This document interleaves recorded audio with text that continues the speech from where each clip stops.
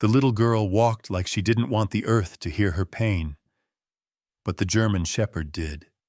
There are some stories that begin with a whisper so soft you might miss it, unless you've known silence that hurts. In a quiet town in Oregon, an officer with a past, a German shepherd trained for things no human dares say, and a little girl who walked like her bones carried secrets, came together in a way no one saw coming. What would you do if a child told you nothing, but a dog told you everything?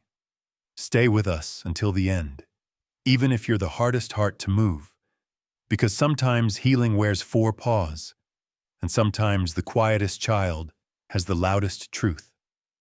Let us know below. Have you ever noticed something no one else did? Hillsboro, Oregon. A Thursday morning in late October. The morning air carried the scent of wet earth and distant wood smoke. A thin veil of mist lingered over the sidewalks, curling around the low iron fence that framed Hillsboro Elementary like a quiet boundary between childhood and the wider world. Trees lining the walkway had begun shedding their leaves, russet, amber, ochre. Yet one small leaf clung stubbornly to a branch outside the library window, fluttering softly as if unsure whether to let go. Inside the school, the hum of children's voices rose and fell like birdsong, familiar, bright, and full of motion. But in the corner of the library, where the carpet grew quieter and the windows faced the chilled light of a gray morning, a little girl entered without a sound. Emily Hartley moved with the hesitation of someone stepping onto unfamiliar ground. Her shoes barely scuffed the floor, and her sleeves hung long over her hands, concealing her wrists entirely. The cardigan she wore was a faded blue, buttoned all the way up even though the library's warmth pressed softly against the windows. Her eyes didn't search the room for friends. Instead, they moved quickly, then downward, like someone rehearsed in avoiding notice. She took a seat in the far back, behind a low shelf of picture books, her knees tucked inward, hands resting in her lap. She didn't reach for a book, she didn't fidget. She simply sat. 10 minutes later, the front doors opened to the sound of calm footsteps and the soft jingle of a leash. Officer Caleb Winslow entered with the ease of someone who had done this before. Community visits, safety talks, warm nods exchanged with the principal. At his side walked Coda, a 5-year-old German shepherd whose coat gleamed in shades of sable and black, thick around his chest and flanks. His stride was quiet but certain, as if every step knew exactly where it belonged. Caleb's presence was quiet, like a tree in winter, still, steady, stripped of ornament. 34 years old, his face bore the muted signs of a man who had carried things alone for too long. A thin scar traced the line of his temple, nearly hidden by the short, military cut of his hair. His gaze wasn't sharp, but heavy, like a man who had seen too much and learned not to flinch. When he smiled at the librarian, it was polite. When he spoke to the children gathered for his talk, it was soft and clear, never rising too high. The children gathered in a semicircle, fidgeting with shoelaces and poking at one another, as kids do. They listened to Caleb explain how to cross streets safely, what to do in case of an emergency, when to call 911. Coda sat beside him, steady as a statue, occasionally glancing toward a sudden laugh or a raised hand. Until he moved. It was so subtle that only Caleb noticed. A flick of the ear, a slow turn of the head. Then, without command, Coda rose and padded away from Caleb's side, his body low, tail relaxed, eyes locked on something unseen to the rest. He walked straight to Emily. She didn't react at first. Coda stopped beside her, his large frame lowering gently until he lay down, pressing his body along the side of her leg. Then he leaned in just enough that the weight of his head settled lightly on her thigh. Her hand moved. Just once, it hovered above his head, uncertain. Then, softly, it landed. Not to pet, not to scratch, just to rest. Fingers curved lightly in his fur like someone holding a fragile breath between two moments. Caleb watched, frozen. Coda had done this once before, years ago. In a hospital ward, beside a veteran who hadn't spoken in days, whose memories came in jagged flashes and left him silent, trembling. Coda had walked to the man's bedside without being called. He had rested his head on the soldier's chest, just like this. And the soldier had wept. Now Coda stayed still, eyes half closed, breathing slow. Emily didn't look at him. Her eyes remained downcast, lashes unmoving, but her hand didn't leave his fur. The other children didn't notice. Their chatter rose again when Caleb resumed speaking. The librarian smiled, thinking the dog was just being friendly. But Caleb's gaze was locked on Emily. He saw the way her shoulders stayed stiff even when Coda shifted slightly. He saw a small line of skin just visible between the cuff of her sleeve and the edge of her palm. A faint, old bruise fading into pale. He didn't say anything. When the session ended, the children scattered to their next activity. Coda remained beside Emily until she stood. Even then, he followed her to the doorway, pausing when she did, as if waiting for her to say something. She didn't. She only glanced once toward the window, the one with the leaf still clinging to its branch. Then she stepped out, small steps, quiet shoes, leaving behind nothing but the faint imprint of her presence in the carpet. Coda returned to Caleb's side. The dog didn't sit right away. He stared toward the doorway, ears tilted forward, brow slightly furrowed, in that way German shepherds have when thinking too much for a creature that cannot speak. Caleb looked down. Coda looked up. No command was needed. Whatever had passed in that silent corner of the library, it wasn't over. Coda didn't usually seek attention. At home, he would lie curled by the door with a sentinel's stillness, always watchful but never intrusive. Even during therapy visits, he allowed others to come to him first, sensing when someone needed space before stepping close. But with Emily, there had been no hesitation, no gradual circling, no waiting for permission. Something had pulled him forward, quiet and invisible, like gravity, and he had followed it without question. The next day, Caleb returned to the school under the pretense of dropping off safety materials he had forgotten. The front office welcomed him, and no one asked further. Small towns didn't need reasons when you wore a badge and brought a dog who made children smile. In truth, Caleb hadn't slept well. Coda had paced more than usual through the night, pausing often by the back door as though searching for a sound he couldn't explain. Caleb recognized the signs. It wasn't restlessness. It was remembering. The school hallway smelled faintly of crayons and floor wax.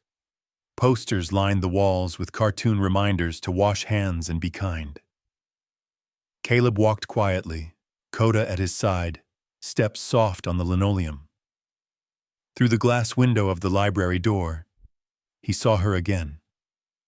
Emily sat at the same table near the back, alone. A reading book lay open in front of her, but her eyes weren't on the page. She wasn't reading. She was just sitting. Coda moved first. His pace slowed as they approached the door, then stopped entirely, as if waiting for Caleb to understand. Caleb opened the door and stepped aside, letting the dog pass without instruction. Coda walked to her like he'd been there 1,000 times. Not quickly, not playfully, just certain. When he reached her, he sat. Then slowly, deliberately, he lowered his head onto her thigh once more. Her hand moved again. This time she didn't hesitate. She laid her fingers in his fur like she'd done it every morning of her life. She didn't look at him. She didn't speak. She just rested. Caleb watched from the doorway, saying nothing. There was something sacred about the silence between them, something that felt older than language. He stepped inside only when the librarian waved him in. Coda didn't lift his head. Emily didn't turn. The moment was held between them like breath held beneath water. Caleb moved to a nearby chair, taking a seat without breaking the quiet. He didn't need to ask Coda what he'd found. He could see it in the girl's posture, the stiffness of her spine, the way she kept her shoulders locked, how even her fingers in Coda's fur didn't move. She wasn't petting him. She was anchoring herself. Time passed differently in that corner of the library. The soft sounds of turning pages and distant recess bells came and went. A beam of afternoon sun slipped through the high windows, landing gently across the girl's cheek. Caleb noticed, just barely, a slight bruise beneath the edge of her hairline, so faint it could have been shadow. But it wasn't. And when Emily shifted in her seat, the hem of her sleeve tugged back for just a second, enough to reveal a patch of skin and another bruise, this one older, yellowing at the edges. It wasn't fresh, but it wasn't forgotten either. Still, Caleb said nothing. Not yet. He had seen too many children shut down under questions, had watched well-meaning adults break something fragile by pushing too fast. Instead, he glanced at Coda. The shepherd's eyes remained half-lidded, but alert. His ears flicked once. His breathing matched the girl's like a second heartbeat. Caleb leaned back in his chair and let the quiet stretch. Eventually, the librarian called time. Emily stood. Her hand slid from Coda's head. She smoothed her cardigan down with careful fingers, as though erasing evidence of the moment.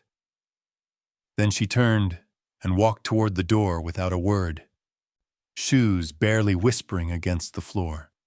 Coda didn't follow. He watched her go, then turned back to Caleb, ears angling slightly. Caleb nodded. They had time. This wasn't a rescue that happened all at once. It would come in glances, in silent gestures, in the language of stillness. Later, back at the precinct, Caleb opened his notebook. He wrote down only one sentence. The dog saw what the girl could not say. He closed the cover and sat still for a long time. Coda lay nearby, head on his paws, eyes open. Outside, the wind stirred the dry leaves along the pavement, and somewhere, a child went home with silence wrapped around her like a coat she'd worn too long. It rained softly the next afternoon. The kind of Oregon drizzle that didn't fall so much as settle, layering windows with breathy mist and darkening the sidewalks until they gleamed like wet stone. The branches outside Hillsborough Elementary bowed under the weight of the damp, their yellow and red leaves clinging stubbornly as if unwilling to let go of autumn entirely. Caleb leaned against the brick wall near the school's main entrance, arms folded, the collar of his jacket raised against the chill. Coda sat by his feet, tail curled, head lifted slightly as he watched the gates. School was out. Children began to stream out in pairs and trios, laughter rising like steam off the asphalt. Backpacks bounced against narrow shoulders. Umbrellas bloomed like soft explosions in blue and green and pink. Caleb stayed still, blending in with the rhythm of dismissal. He wasn't here on duty. He wasn't sure why he had come at all, except that Coda had stood at the front door just after lunch, unmoving, gaze fixed on the leash that hung by the coat rack. Caleb had taken it without a word. Then he saw her. Emily appeared in the doorway just before the final bell echoed its last note. She stepped carefully onto the concrete path, her coat a faded gray with sleeves too long, covering her wrists entirely. Her backpack was neat every strap in place. She paused at the edge of the awning, hesitating before stepping into the open rain. Coda stood. Caleb didn't stop him. She didn't notice them at first. Her eyes were searching the parking area, scanning the movement with an expression too still for her age. No one waved at her. No one called her name. Then he came. The motor of the electric wheelchair made a low hum as it emerged from the side path. Walter Hartley, Emily's grandfather, maneuvered the controls with jerky precision. He was a man in his late 70s, his body twisted slightly from the waist down, left arm mostly rigid at his side.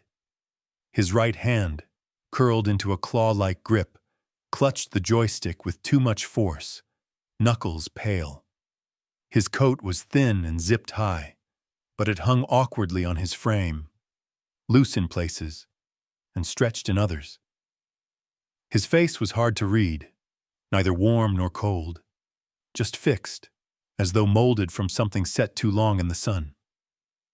Emily walked toward him, not quickly, not slowly, just with that same carefulness, the same deliberate spacing in her steps. She didn't smile, she didn't speak. When she reached him, she adjusted the tote bag that hung from the side of the chair, then stepped behind to help steer him toward the road. Walter didn't turn to acknowledge her. He simply shifted his weight and began rolling forward. They passed Caleb without noticing him, but Coda turned. The dog's body stilled, his ears pressed forward. He followed them with his eyes, tracking each measured movement, each too-controlled exchange between child and elder.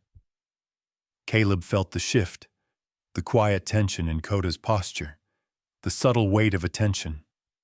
And when the gate closed behind them, and the wheelchair disappeared into the thin drizzle like a sketch being washed away, Coda let out a long exhale. It wasn't a growl. It wasn't alert.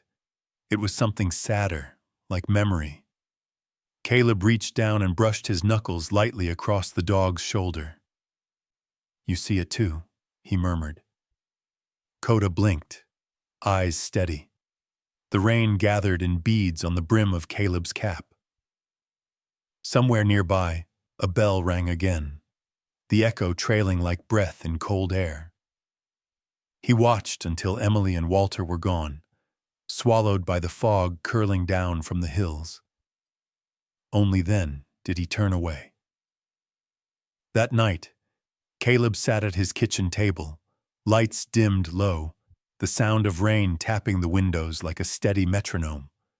A folder lay open in front of him, Emily Hartley's student profile, printed from the school database with quiet permission from the principal. Academic performance, strong, participation, minimal, behavior, compliant. The words meant little. They were lines on paper. But there at the bottom of the form, written in careful pen beside the teacher's signature, was one small handwritten note. Emily listens, but never leans in. Caleb stared at that sentence for a long time. Then he closed the file and opened another, an old one, buried in the bottom drawer of a desk he rarely touched anymore. It belonged to someone else. Her name was Sarah Winslow, his sister, gone 12 years now. She had been 16 the year she stopped playing piano, 17 when she started sleeping in the closet, 18 when the light left her voice. No bruises, no reports, just silence, and the way her eyes avoided reflections. Just like Emily's. Coda stirred beside him, resting his chin on Caleb's boot. A soft sigh escaped from the dog's nose, deep and low. "You remember her," Caleb said, barely audible. "Don't you?" Coda's ears twitched once. Outside, the wind picked up. Leaves scattered across the lawn like forgotten pages. Caleb sat still, his hand resting on the folder, as if keeping it closed might keep something else from breaking open. But in his chest, something was already shifting. A quiet urgency, not panic, not dread, just the certainty that someone, somewhere, was holding their breath and hoping someone else would finally notice. The following Thursday, the light in Hillsborough dimmed early. A bank of low clouds rolled in from the coast, casting a pewter hue across rooftops and sidewalks. The maples in the school courtyard stood half-naked, their remaining leaves shivering in place like hands reluctant to let go. Inside the small office tucked at the back of Hillsborough Elementary, Caleb sat with a cup of plain black coffee growing cold between his hands. Across the desk sat Marian Chu, the assistant principal, scrolling through her computer with quiet efficiency, the blue glow of the monitor softening the lines of her tired face. Caleb hadn't come to pry. He never did. His badge wasn't involved today. Just the quiet favor of someone who had grown up in Hillsborough, someone who noticed what others overlooked. Marian understood. She had been a teacher here for over 30 years. She didn't ask many questions. She simply clicked through the records and said, "Emily Hartley, let me see." The file was clean, too clean. Emily had good attendance, no disciplinary marks, standardized test scores that placed her slightly above average. Her school photos were consistent, a small, serious face framed by dark hair and quiet compliance. Nothing alarming, nothing exceptional. But then Marian opened a scanned image of a drawing assignment from last semester, an art prompt titled, "Something That Makes Sound." Emily had drawn a piano, upright, detailed, centered on the page, but the strings inside the piano were missing, the hammers disconnected. Rain fell outside the window in the drawing, and the piano sat beneath it, indoors, untouched, silent. No one else had noticed. But Caleb stared at the image like it was a familiar face, not in the lines, but in the feeling beneath them. It was the kind of picture a child didn't make up. It was remembered. He asked Marian if she knew what Emily's home life was like. Marian hesitated. "Her grandfather picks her up," she said. "Every day, on time. Never causes a fuss." That's all most schools ever had time to ask for. But there was something else. Marian pulled out a folder from her bottom drawer. Not digital, not official, just handwritten notes from teachers, soft warnings, passing concerns, post-its that never became reports. At the very back was a slip of lined notebook paper. The handwriting was delicate, almost calligraphic, clearly written by Emily's homeroom teacher, Mrs. Talbot. A single line. "Emily is very well behaved, but she is silent in a way that isn't natural." Caleb took that sentence with him the rest of the day. That evening, Coda padded across the living room carpet, nose pressed against the edge of a leather-bound photo album Caleb hadn't opened in years. The air inside the house smelled faintly of cedar and rain-soaked wool. Outside, the streets shimmered with moisture, puddles catching the orange glow of porch lights.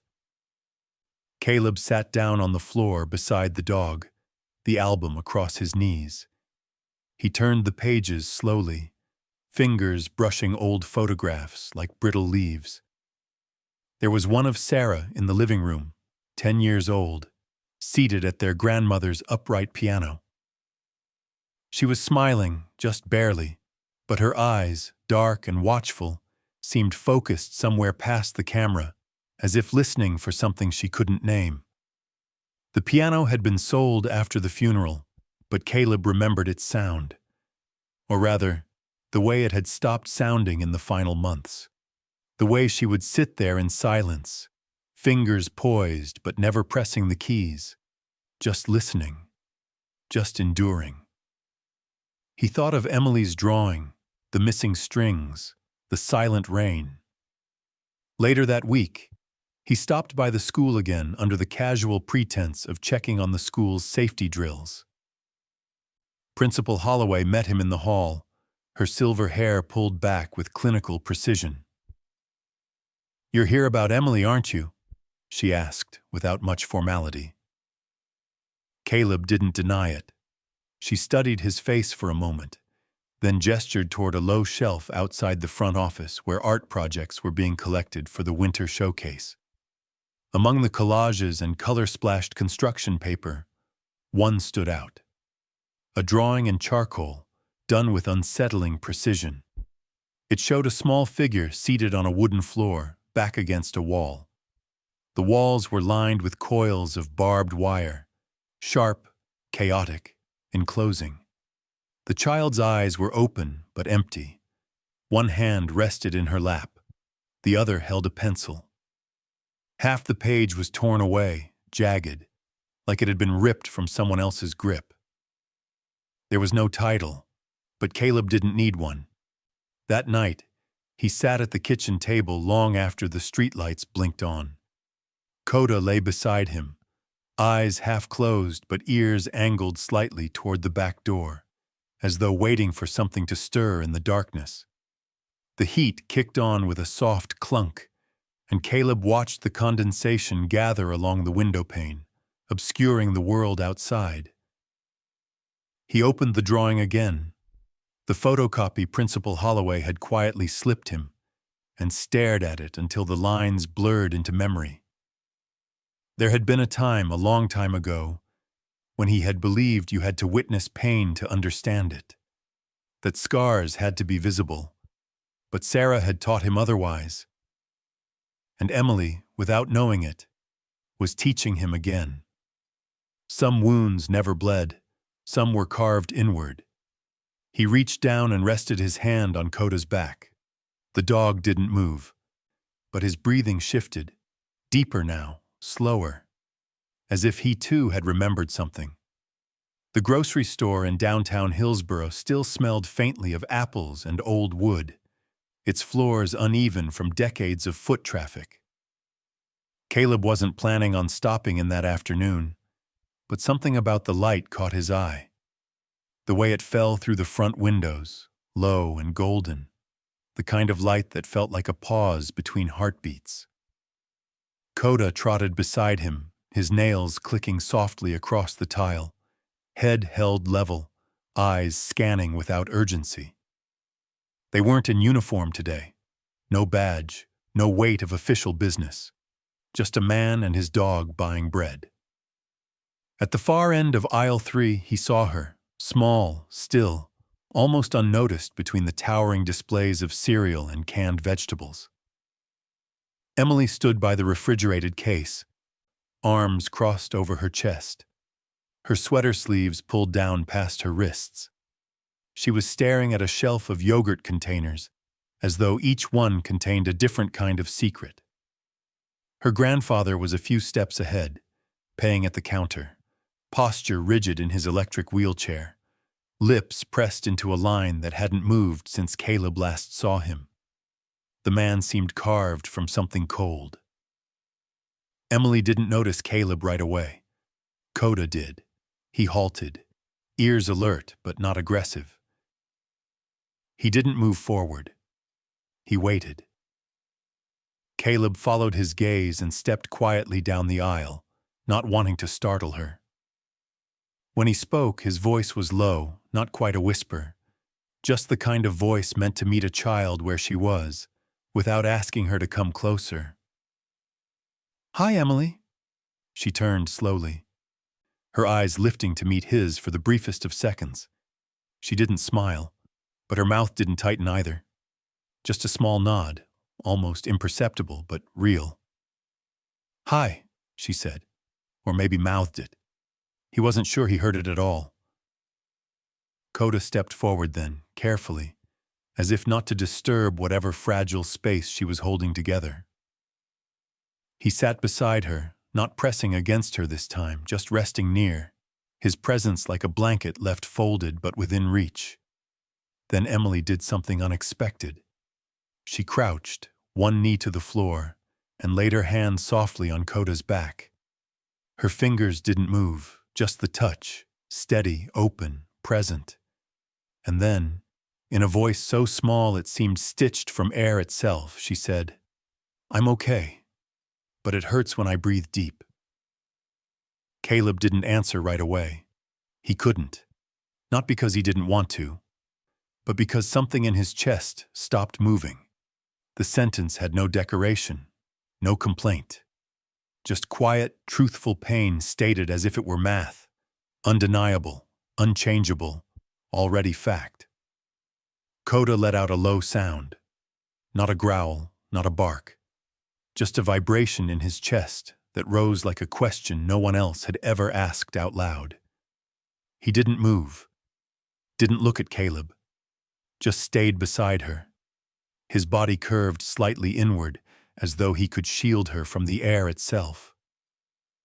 Caleb knelt down too. He didn't ask her what she meant. He didn't ask where it hurt. Some things didn't need to be traced in order to be real. Instead, he looked at her, really looked, and saw the faint purple shading near her collarbone, just barely visible where her sweater had slipped an inch. It could have been from anything, but it wasn't. Before he could say anything else, her grandfather's voice echoed from the front of the store. Emily. It wasn't loud. It didn't need to be. She stood up quickly, shoulders drawing back into that posture he had seen in the schoolyard. Too perfect, too practiced. Yes, sir, she called back, her voice flat, the echo of a rehearsed line. Then she turned to Caleb, her hand pulling away from Coda's fur as if it had been caught where it shouldn't have been. But just before she left, she whispered, "Thank you." Not to him, but to the dog. Coda watched her go, ears forward, tail still. When the door chimed behind her, he turned his head slightly to Caleb, the kind of glance he only made when something wasn't right, when something needed to be done. That night, Caleb sat in his truck longer than usual before going inside. The heater ticked softly. Coda lay curled on the passenger seat, eyes half closed but still awake. Caleb didn't speak, but he didn't need to. He reached into the glove box and pulled out the small notebook he carried, not for reports, but for reminders, things he didn't want to forget. He wrote one sentence slowly, the pencil moving like it had weight. She said it hurts when she breathes. He didn't write what he felt. That wasn't the point of the notebook. But the line stayed there, underlined, a single thread he wouldn't let go of. Back inside the house, Coda paced once around the living room and settled by the back door. Caleb stood for a long time, staring out at the damp yard, the bare branches, the way the fog had begun to rise again from the ground.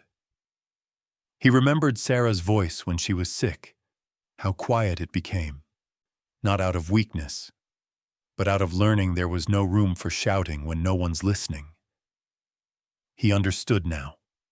Emily wasn't waiting for rescue. She was waiting for someone to believe what she didn't have permission to say out loud. And Coda had already heard it. The halls of Hillsborough Elementary had a particular kind of silence in the early hours before class. Not empty, but expectant. That morning, Caleb found himself standing just outside the nurse's office, leaning slightly against the wall as if he hadn't quite decided whether to knock or not. Coda sat at his heel, ears twitching at every footstep down the corridor, eyes steady on the closed door. There was no appointment, just a need that didn't go away after the grocery store, the kind of need that didn't fit neatly into paperwork or protocols. When the door opened, Nurse Haley gave a small start at first, then smiled when she saw who it was. Mid-50s, with soft lines around her eyes and a habit of calling every child sweetheart. She was the kind of person who knew when a stomachache meant more than spoiled lunch. "Officer Winslow," she greeted, then glanced at Coda. "And partner, everything all right?" He nodded once. "I was hoping to ask you about a student. Quiet girl, Emily Hartley."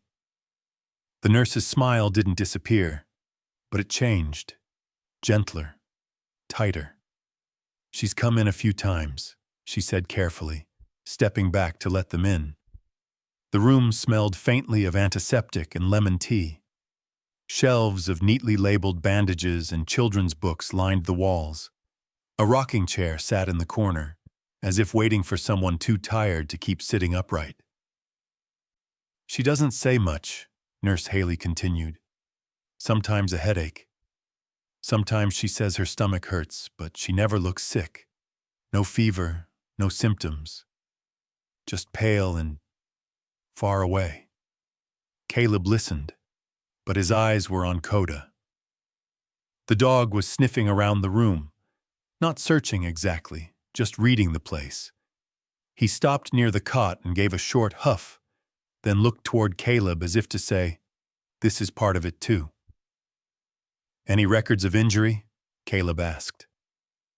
Nurse Haley shook her head. "Nothing reportable. No bruises, no limps, no broken skin. But that doesn't mean there's nothing wrong. You know that." She paused. "What made you ask?" "She told me it hurts when she breathes deep." The nurse's face softened with something that looked like confirmation. "Yes," she said quietly. "That tracks." Later that day, Caleb sat in the teacher's lounge with Miss Halperin, Emily's homeroom teacher. The walls were covered in student art and motivational posters that felt out of place next to the hum of a tired microwave and the bitter smell of old coffee. Miss Halperin was in her early 40s, the kind of woman who kept a tin of peppermint tea in her drawer and called every kid "darlin'," even when they weren't listening. She opened a folder without being asked. Emily's name was scrawled in careful print at the top. "Her grades are solid," she said, flipping through the pages. "Perfect attendance. She never complains, never talks back, never anything." She paused, then slid across a single sheet of paper, a drawing. Emily had drawn a small figure sitting on a bench, shoulders hunched, surrounded by jagged black lines that circled like barbed wire. The lines didn't touch the figure, but they closed in over and over again, like a coil. The paper had been torn in half at some point, and taped back together by a teacher. One edge was still crumpled where it had been crushed. "I didn't show this to the counselor," Miss Halperin admitted. "I wasn't sure if I was reading too much into it. Some kids just draw dark things." "But not Emily," Caleb said. The teacher nodded slowly. "No. Emily doesn't draw unless she's told to." That night, Caleb sat at his kitchen table with a cup of black coffee going cold. Outside, the fog pressed close to the windows, dulling the light of the porch lamp until it looked like something distant and unreachable. Coda lay on the floor nearby, his head resting on his front paws, awake but still. The notebook lay open on the table. Caleb didn't write in it yet. He just stared at the last line. "She said it hurts when she breathes." He thought about his sister again. Sarah used to draw too when she was sick. Not barbed wire, but mazes, endless loops with no exit. When their mother was too tired to get out of bed, Sarah would sit in the hallway and sketch page after page of winding paths, then quietly slide them under Caleb's bedroom door. He hadn't understood what they meant at the time. Only now, years later, did he realize they were maps of her trying to find a way out. Or maybe in. He looked at Coda. "What did you see in her that I missed?" The dog didn't lift his head.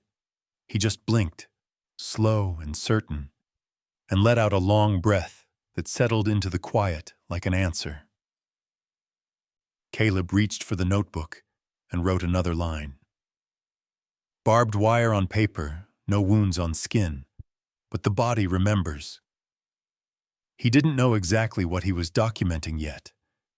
There was no case, no complaint, only moments, threads. But he had learned in the field that sometimes the most dangerous wounds were the ones no one saw, until someone named them.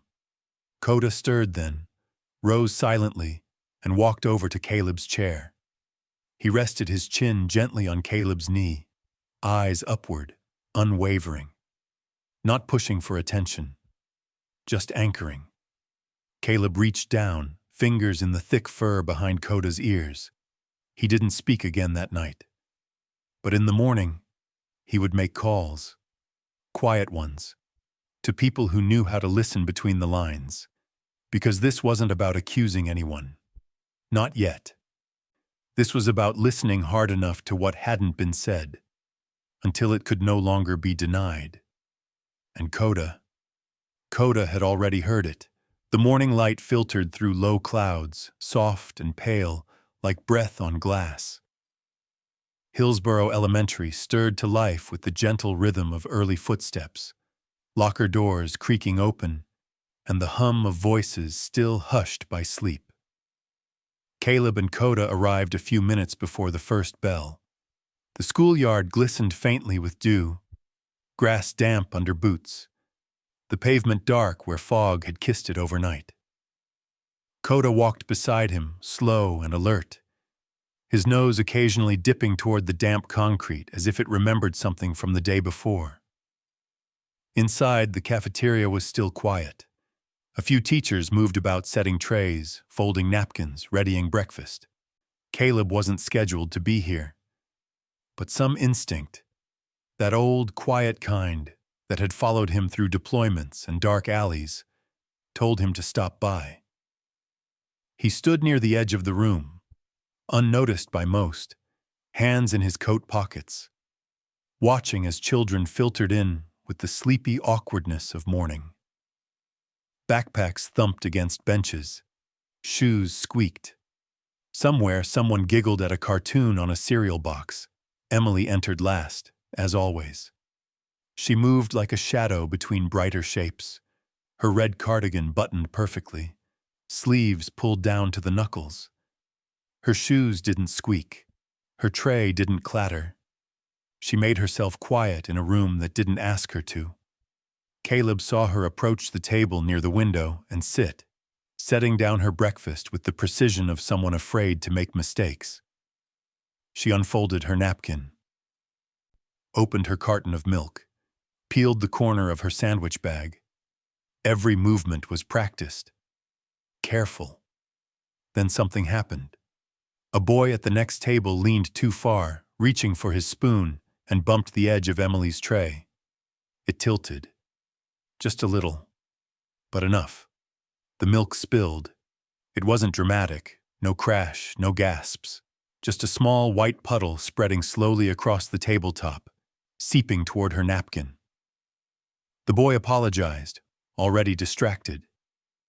A teacher nearby came over with paper towels, but Emily didn't move. She sat still, frozen, her eyes on the milk as if it were something far worse than a mess. Her lips pressed together, her hands folded in her lap, clenched so tightly that her knuckles blanched. She didn't cry. She didn't speak. But Caleb saw her chest rise once, sharply, and then not again. Coda stood before Caleb could react. The shepherd didn't bark. He didn't run. He simply walked across the room with quiet certainty, weaving between tables, ignoring the curious glances of children. He reached Emily's side and stopped. Slowly, he sat beside her. Then, with a small movement, almost imperceptible, he rested his head on her thigh. She didn't look at him, not at first, but her fingers moved. One, then two, reaching down and curling into the fur at his neck. Her shoulders shook once. Not a sob. Not even a breath. Just a tremble, so slight it could have been imagined. Caleb stepped closer but kept his distance. The teacher had already begun to clean the spill. The mess was gone in seconds, but something remained. The way Emily kept her head bowed. The way her jaw tightened, not from embarrassment, but from expectation. It was that reflex that struck Caleb hardest. She wasn't afraid of being seen. She was preparing to be punished. When the moment passed, Emily lifted her hand from Coda and reached for her spoon. Her face didn't change, but Caleb saw something invisible loosen, like a rope around the ribs that no longer pulled quite so tight. Later that day, he met with the principal. Mrs. Banner was a brisk woman in her 60s with clipped gray curls and the posture of someone who had spent decades navigating school politics and still cared enough to sit through every parent-teacher meeting. She listened carefully as Caleb described what he'd seen. Not just the spilled milk, but the way Emily froze, how her breath hitched, how Coda had reacted. "I'd like to speak with her grandfather," Caleb said finally. Mrs. Banner didn't nod. She just looked at him for a long moment, fingers steepled under her chin. "Walter Hartley isn't the easiest man," she said, "but he cares for her. He shows up, pays attention. He's not neglectful, just strict, ex-military." "So am I," Caleb replied quietly. "I know the difference between structure and fear." Mrs. Banner tapped her fingers once against her notebook. "Then I'll set up a meeting." That evening, the fog rolled in thick from the hills, hanging low over rooftops and muting the colors of the town. Caleb sat on his porch steps, boots planted on the old wood, a thermos of coffee beside him. Coda lay at his feet, eyes half closed, one ear still tilted toward the street. The memory of Emily's stillness hovered in his mind like smoke. It wasn't about milk. It never was. He remembered a boy once, years ago, back when he was a young patrol officer fresh out of the academy. The boy had knocked over a chessboard at the community center and flinched so hard at the sound of pieces scattering that it made the whole room go silent. Caleb hadn't known what to do then, hadn't understood what that flinch meant. He did now. Some children don't cry because they've been taught it won't help. Some don't run because they know they won't be followed. Some don't speak because silence is safer. And when they spill something, even just milk, they brace for more than cleanup.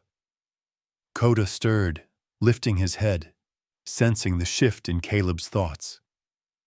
"You saw it before I did," Caleb murmured, reaching down to scratch behind the dog's ear. "You always do." The dog's tail thumped softly. Not celebration, just recognition. Tomorrow, they would meet Walter Hartley. Not to accuse, not to blame, but to listen, to ask, to hold up a mirror gently enough that a man might see his own reflection, not as a threat, but as a chance. And maybe, just maybe, that would be enough to change something. The house stood on a quiet corner of Oak Ridge Lane, tucked beneath a slope where the maples still clung to the last amber leaves of fall. The siding was white but dulled by weather, the windows squared and curtainless, the lawn cut too short, leaving patches of pale, raw dirt. There were no wind chimes, no welcome mat, no seasonal wreath, just a worn ramp leading to the front door and a cracked flagstone path that curved with military precision. Caleb parked across the street and let the engine idle for a moment. Coda sat in the back seat, upright, attentive, not with tension, but with a kind of listening calm. They'd visited homes like this before, places where silence wasn't peaceful, only deeply practiced. Caleb stepped out slowly, adjusted his collar against the chill, then opened the rear door. Coda leapt down lightly, sniffed the air once and fell in beside him. Together they approached the porch. Caleb didn't knock right away. He stood a moment, watching the thin wreath of smoke curl from the chimney, listening to the faint tick of an old furnace working behind the walls.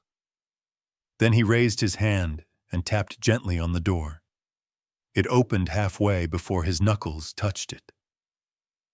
Walter Hartley sat just inside, his wheelchair tucked against the base of the doorway, his hand resting on the joystick. He was an old man by the count of war, maybe mid-70s, but his frame was still broad, his face still tightly composed. Gray stubble lined his jaw, cut square. His eyes were light blue, sharp as glass, but distant, like a man looking past rather than at you. "Officer," he said. Caleb offered a quiet nod. "Mr. Hartley, thanks for having us." Walter nodded once but didn't move. His chair hummed slightly as he backed away from the threshold, wordlessly giving space. Coda walked in first. His paws were soft against the wood floor, his nose lowered, his steps slow. Caleb followed, removing his hat out of habit. The room they entered was meticulously clean, but bare. No pictures on the walls, no magazines, no books or trinkets on the shelves. Just a low table, a faded recliner, and a television turned off. The kind of order that came not from comfort, but control. "Emily's not here," Walter said, his voice even, almost hollow. "Neighbor picks her up on Tuesdays. Art class." Caleb nodded. "That's good. I hope she likes it." Walter didn't respond. He maneuvered his chair to face the window, one hand resting heavily on the armrest. Outside, the maple leaves swirled in little circles on the lawn. For a long moment, nothing was said. Caleb let the silence stretch. Coda settled by the hearth, his body still but alert, his ears twitching slightly at the creak of wood, the settling of the old house. Caleb didn't need to speak first. He'd learned over the years that sometimes people would offer the truth, if you gave them enough stillness to set it down gently. "She don't talk much," Walter finally said. "Always been that way." Caleb kept his voice low. "She talks to Coda." Walter's jaw moved, but no sound came. He looked down at his hands, the veins pronounced, the skin dry. "I was never good with girls," he said after a while. "Had a son, lost him overseas. Then Julie, my daughter, she brought that little one into the world and left it just as fast." He swallowed hard. "Cancer eats what it wants." Caleb didn't answer. The quiet did more than words could. "I was already in the chair by then. Had a fall.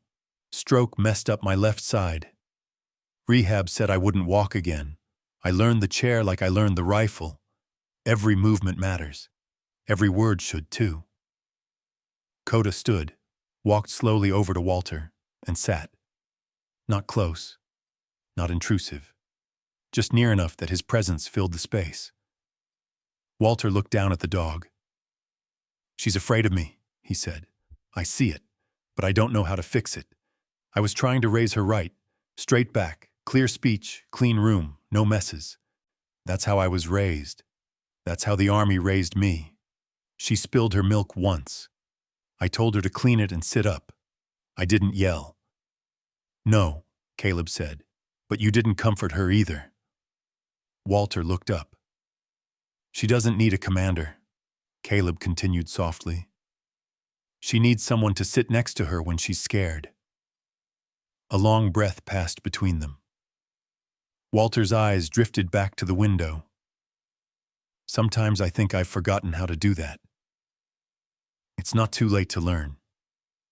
Walter didn't respond, but something in his shoulders shifted, not sagged, just softened. Caleb reached into his coat and pulled out a small drawing, a photocopy the teacher had shared with him the week before. Emily's second picture of the guitar. This time the strings were drawn with careful lines and a dog curled beneath the instrument, sleeping. He placed it gently on the table. Walter stared at it for a long time. He didn't touch it, but his fingers twitched once. Then again. "You love her?" Caleb asked. The old man closed his eyes briefly. "She's the only piece of my daughter I've got left. Then hold on to that. Not with rules, not with silence, just with kindness. Coda moved closer and sat beside Walter's chair.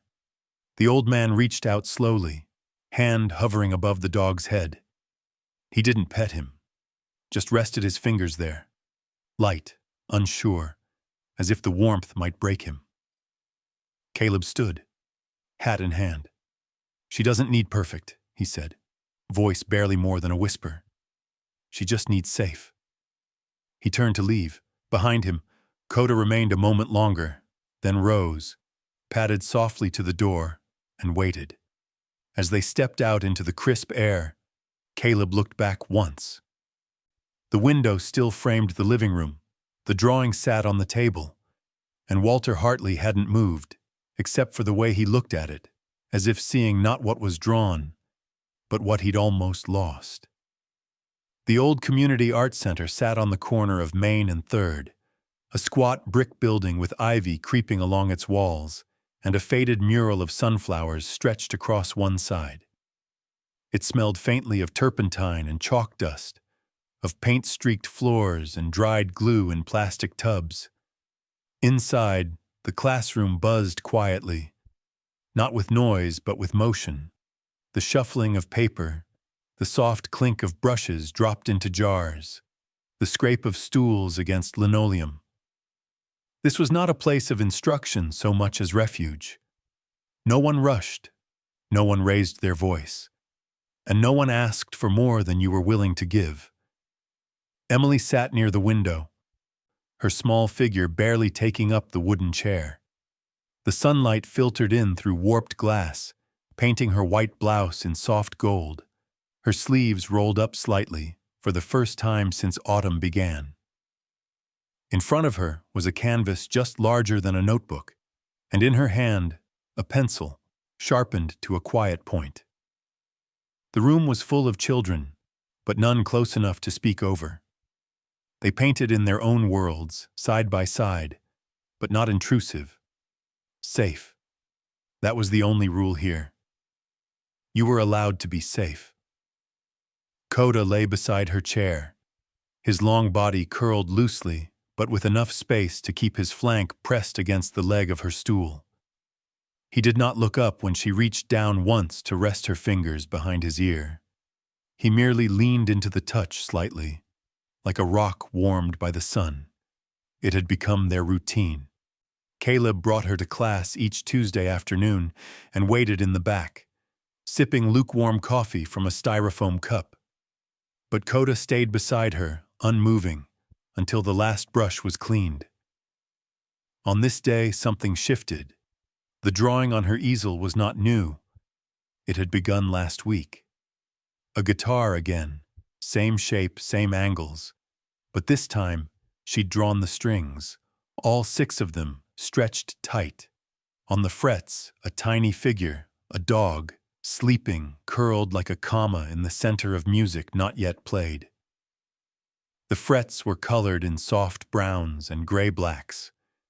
The wood lightly shaded, as though it had been touched 1,000 times but never broken.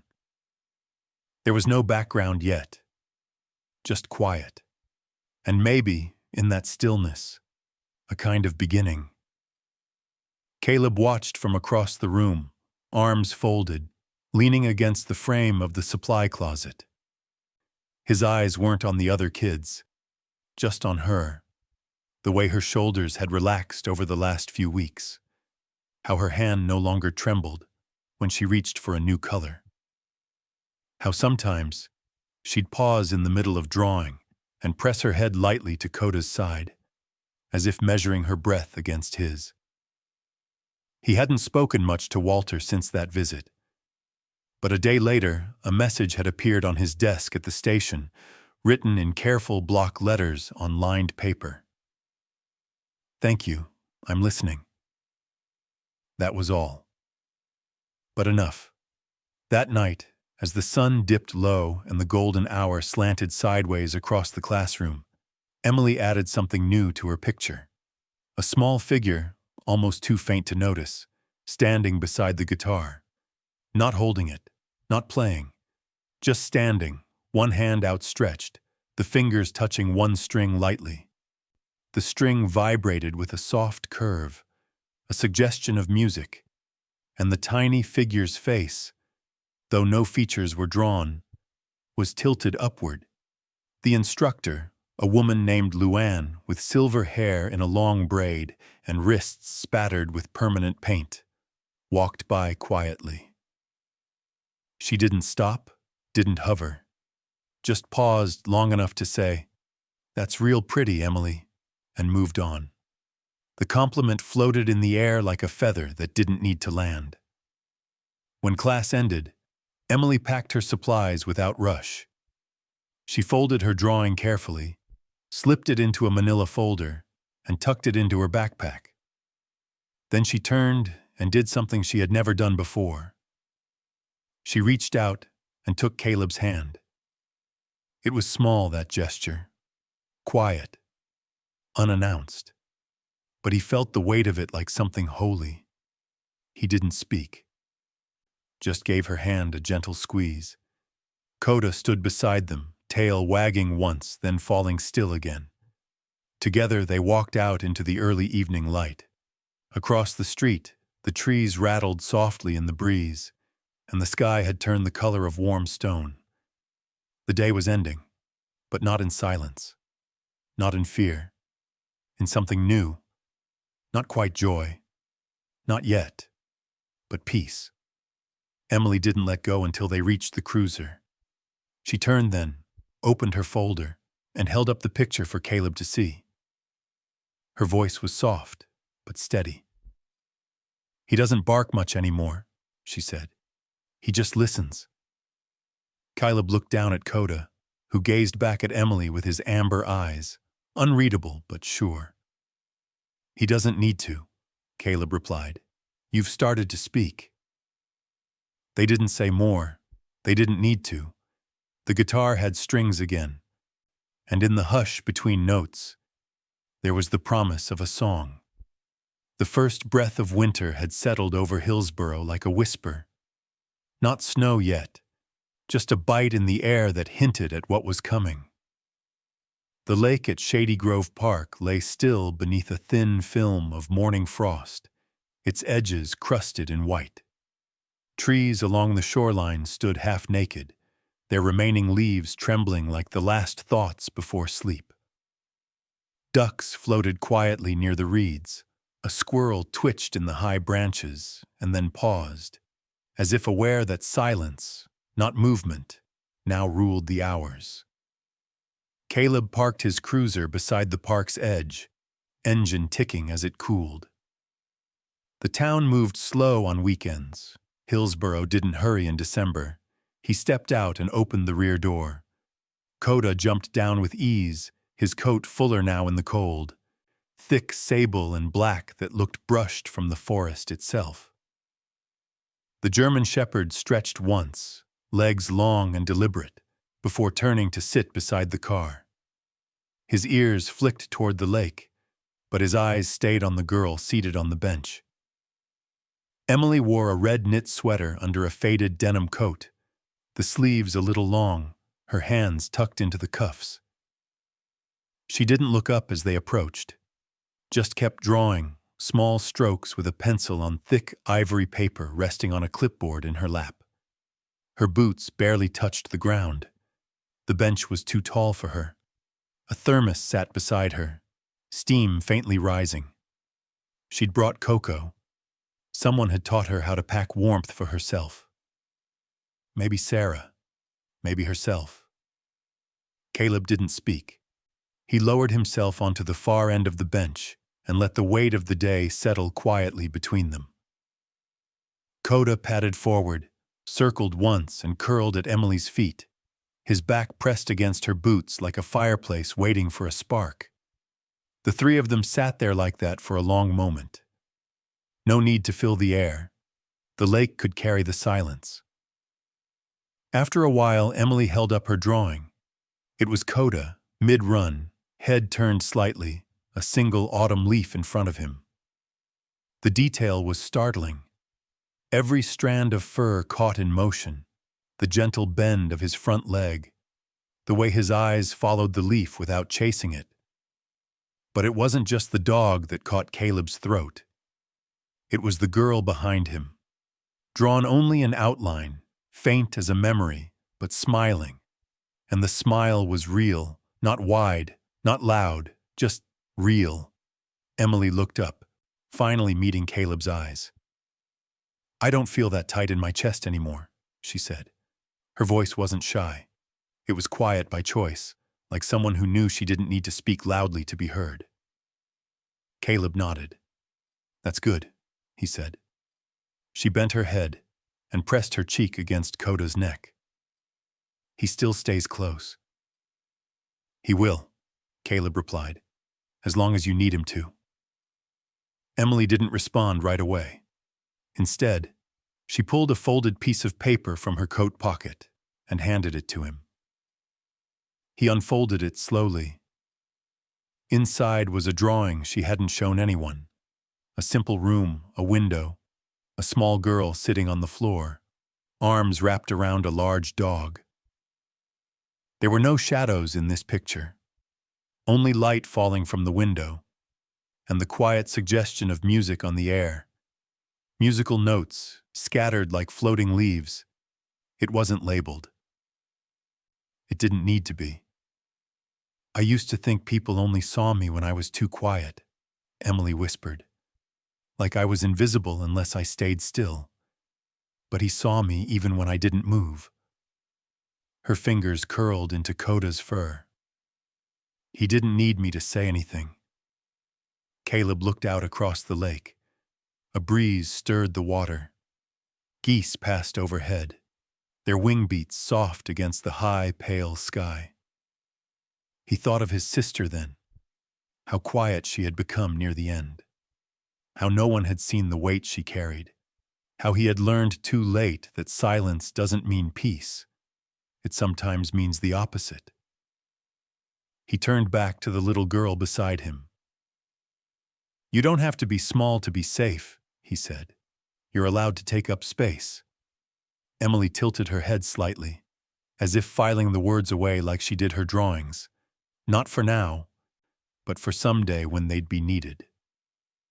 They sat that way until the thermos ran cold. Then she packed her drawing, zipped her coat, and stood. Coda stood too, shaking once. Emily reached for Caleb's hand without looking, and together they walked back toward the cruiser, the wind lifting loose curls of her hair. At the car, she turned. "Can we come again next Saturday?" she asked. Caleb smiled. "Of course." Emily climbed into the back seat. Coda followed, resting his head gently on her lap. As Caleb pulled away, he glanced in the rearview mirror. The bench still sat empty by the lake, but it no longer looked lonely. It looked as though someone had left something there, something small, but full of meaning. Maybe it was just the warmth of a seat recently used. Or maybe it was something more. Maybe it was proof that sometimes all a person needs is to be seen, truly seen. And when a dog is the first one to notice, that's not coincidence. It's grace with 4 paws and amber eyes. Not every rescue wears a badge. Some arrive on quiet feet, with amber eyes and the patience to wait beside a child until she feels safe enough to exhale. In a world that often speaks too loudly, it was silence that revealed the truth, and the bond between a weathered officer, a broken child, and a loyal dog that stitched something back together. Caleb didn't fix her. Coda didn't need words, but together, they stood still long enough for Emily to begin again. Sometimes the greatest act of love is simply seeing someone who's been invisible too long. If you've ever been changed by the quiet loyalty of a dog, or noticed a child's pain when no one else did, we'd be honored to read your story. Leave a comment below. Maybe your voice will be the one someone else needed to hear today. Thank you for staying with us to the end. May you carry this story like a warm coat into your own autumn days, soft, strong, and quietly kind.